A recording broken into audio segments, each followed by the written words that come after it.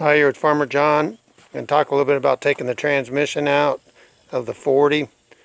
It's going to be the same concept pretty much for the utilities and standards. But first thing I go ahead and do is I usually go ahead and remove my Rockshaft. It's got to come off. And I do that if I'm taking the final drives off by themselves and not doing the transmission. So this procedure is basically for the final drives and removing the transmission. We will remove the final drives next, and basically you got the 4 bolts that go around, and then you do have to undo the brake pedal from the bottom or the final drive will not come off. So make sure that you take the bolt off, adjust a nut on the bottom of the final drive for the final drive to slide off. That's if you're going to do just one final drive and not the transmission. I still take the Rockshaft off because it's usually in the way. And in the back you can see the arm there. That does not have to come off. That can stay on, but you do want to take the adjusting nut off. Same way on the opposite side. It's got the 4 bolts, and you're going to have a adjusting rod that comes down. There's got a like an acorn nut and a regular lock nut. Both of those need to come off. And what you'll do is when you slide your final drive off, the pedal's base will drop down, so you'll be able to slide them off. And then from there we're going to go and we're going to take the 4 bolts off in the front. The nuts right there, well, you got a mixture. You got a few nuts and bolts.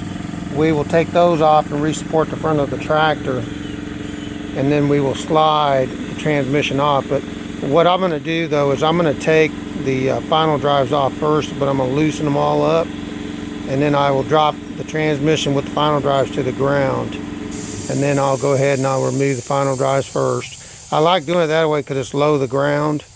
If you're going to do it and you're replacing, it's probably better if you see down here you've got your cultivator bracket. You can put a piece of bar through there and put your jack stands on it to hold it on the back.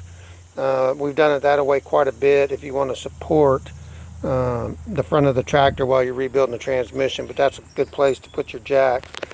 Just come through it with a rod and 2 jack stands. We've got the big tractor, so we're going to hold it up in the air and we put it down on the ground, and I'll just pry it back.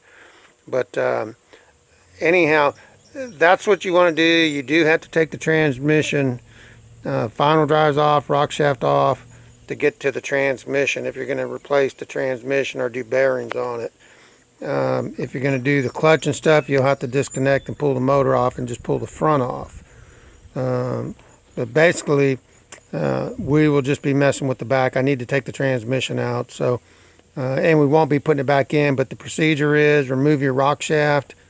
We're going to take our final drives off, but we want to undo our brakes first, our adjusting brakes. Drop those down. And when you put the final drives back onto the transmission, you will have to put the brakes back in it before you slide it on. Most people make the mistakes. They're trying to push the final drives on. You got to have the brakes in there, and the rod has got to be down to put your brakes back in on the final drives.